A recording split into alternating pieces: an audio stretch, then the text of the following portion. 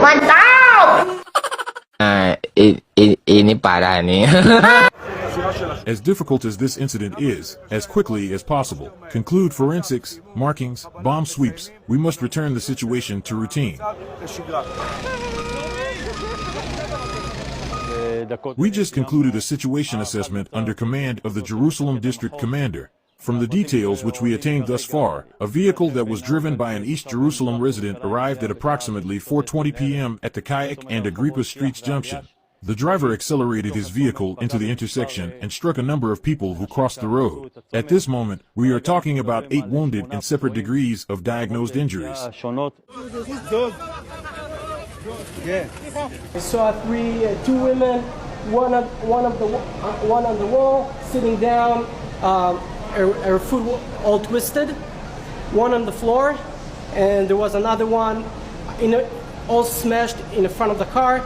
I saw also the driver, who was probably the terrorists who were trying to run the people over. He was all shot. He had a black shirt. He was wearing sunglasses, and his shirt was all blood.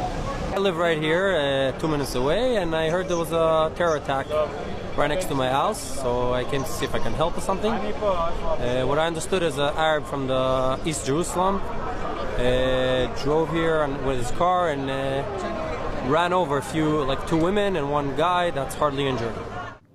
Following this attack, police identified the terrorist as a 39-year-old man, a father of 5, from the East Jerusalem neighborhood of Bet Safafa. He was shot and killed by a pedestrian at the scene. Separately, the victims of the attack include an 80-year-old man who was hospitalized at Jerusalem's Shaarei Tzedek Hospital in critical condition, a woman of about 30 who was hospitalized in moderate condition, and 3 Israelis who were taken to hospital for minor injuries, including for shock.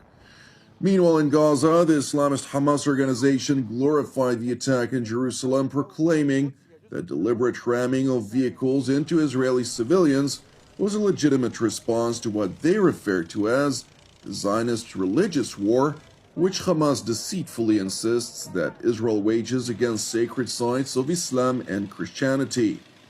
In contrast, roughly 1 kilometer away from the location of the attack in Jerusalem, Israeli Prime Minister Benjamin Netanyahu insisted, in remarks to a Remembrance Day commemoration, that the attack was yet another failed attempt to uproot the Jewish people from their ancestral homeland. A few minutes ago, not far from here, there was another attempt to murder Israeli citizens. This terror attack, in this place, at this moment, reminds us that the land of Israel and the state of Israel were acquired through many trials and tribulations. The first terror attack took place over 160 years ago, and many occurred thereafter, as they hoped and anticipated to overcome us and uproot us from here. And if they could, the murderers back when and also today, they would have murdered us all. But they did not overcome us. We overcame them. We have established an exemplary state, with an exemplary military and security arms. Exemplary, but at a heart-rending price.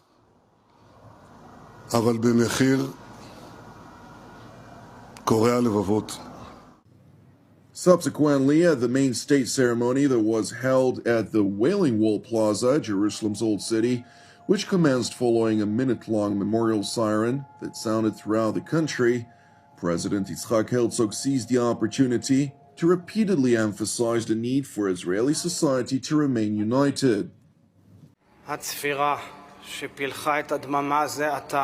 The siren that pierced the silence right now, making its way from one end of the land to the next, rattles our souls and makes way for remembrance, which overwhelms us with silence. I ask myself, I ask us, what other country in the world has such a special sound? It is the sound of pain and of hope, of grief and of pride. It is the sound of the state of Israel. A sound that calls on us to pause for a moment, to lock in the sanctity, to remember and to connect together. This year, in the grips of these days of discord, this sound is more powerful, more searing, more pained and more painful than ever. This year, more than ever before, this sound calls on us, in the heart of the stillness that cries out, all of us, together. Their sacrifice has not been in vain. It shall never have been in vain. The Israeli head of state continued by stressing a basic requirement for Israel's future to remain one state with one military which remains beyond all internal disputes. The cost of internal strife is heavy, very heavy. At this sacred place, where so many of our soldiers swear oaths to defend the homeland, now is the time to pledge once more, we have one army and one state. The IDF and the men and women who serve it must remain beyond all disputes. All of us, from all shades of this nation, must find that which connects and unites us. And not only in our cemeteries. We must predicate our covenant of life, commit to the unity of Israel, to the eternity of Israel, and to the Jewish and democratic state of Israel. President Herzog further addressed a terror attack in Jerusalem, alongside other acts of terror which repeatedly struck Israel over the course of the past year, during which another 59 soldiers were added to the number of the fallen. 86 veterans passed away as a result of past wounds and disabilities, and 39 civilians were added to the list of victims of nationalistically motivated acts of murderous terror. This past year too, and even today, terror has reared its head. The heavy price in blood that we have paid for our existence has left gaps among our ranks. But we shall not break. Our enemies completely misinterpret the Israeli culture of argumentation and the Israeli spirit. They should make no mistake, we are all one people, one shared society, one state, which will continue to defend itself, will continue to extend a hand in peace, will continue to overcome, time after time, those who rise up to destroy us, and it will continue to walk with heads held high, despite the pain, and because of the pain. Meanwhile, in the southern part of the West Bank district of Samaria, at approximately 9:43 a.m. this morning, the IDF published an initial report regarding a shooting incident adjacent to the town of Siluad.